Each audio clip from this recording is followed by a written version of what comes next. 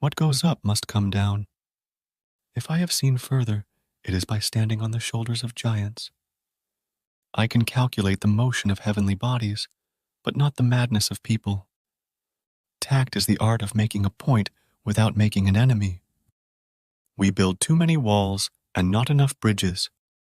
I do not know what I may appear to the world, but to myself I seem to have been only like a boy playing on the seashore, and diverting myself in now and then, finding a smoother pebble or a prettier shell than ordinary, whilst the great ocean of truth lay all undiscovered before me. Truth is the offspring of silence and meditation. No great discovery was ever made without a bold guess. Errors are not in the art, but in the artificers. Live your life as an exclamation rather than an explanation. Nature is pleased with simplicity, and nature is no dummy. Truth is ever to be found in the simplicity, and not in the multiplicity and confusion of things. Trials are medicines which our gracious and wise physician prescribes, because we need them, and he proportions the frequency and weight of them to what the case requires. Let us trust his skill, and thank him for his prescription. If I have ever made any valuable discoveries, it has been owing more to patient attention than to any other talent.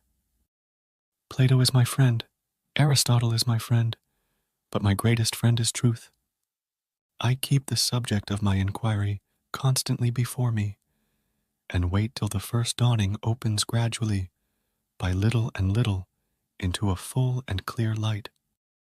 A vulgar mechanic can practice what he has been taught or seen done, but if he is in an error, he knows not how to find it out and correct it, and if you put him out of his road, he is at a stand.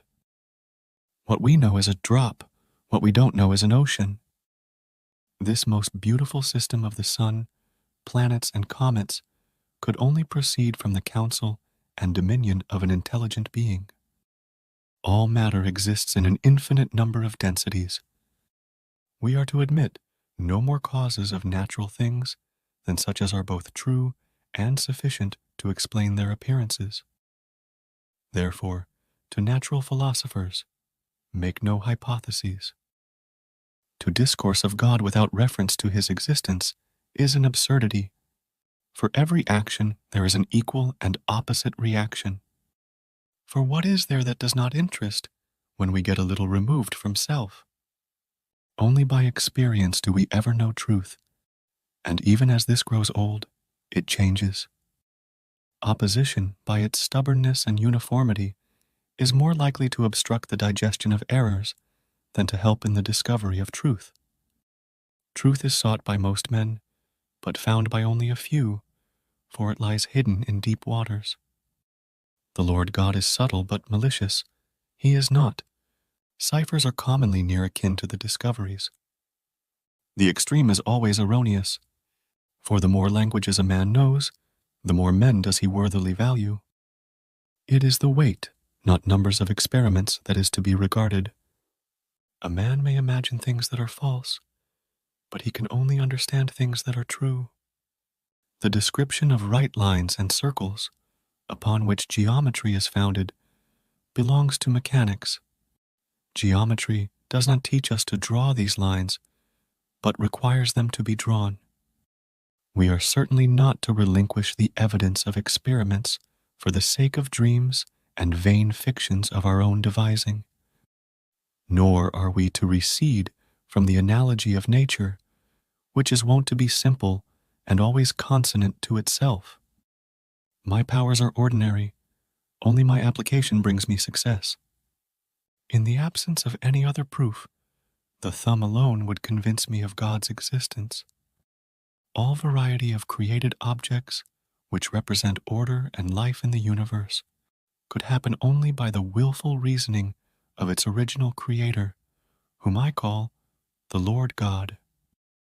Gravity may put the planets into motion, but without the divine power, it could never put them into such a circulating motion as they have about the sun, and therefore, for this as well as other reasons, I am compelled to ascribe the frame of this system to an intelligent agent. God is the same God, always and everywhere. He is omnipresent, not virtually only, but also substantially, for virtue cannot subsist without substance. As a blind man has no idea of colors, so have we no idea of the manner by which the all-wise God perceives and understands all things. Opposite to godliness is atheism in profession and idolatry in practice. Atheism is so senseless and odious to mankind that it never had many professors. We account the scriptures of God to be the most sublime philosophy. The proper method for inquiring after the properties of things is to deduce them from experiments. The best and safest method of philosophizing seems to be first to inquire diligently into the properties of things, and establishing those properties by experiments, and then to proceed more slowly to hypotheses for the explanation of them.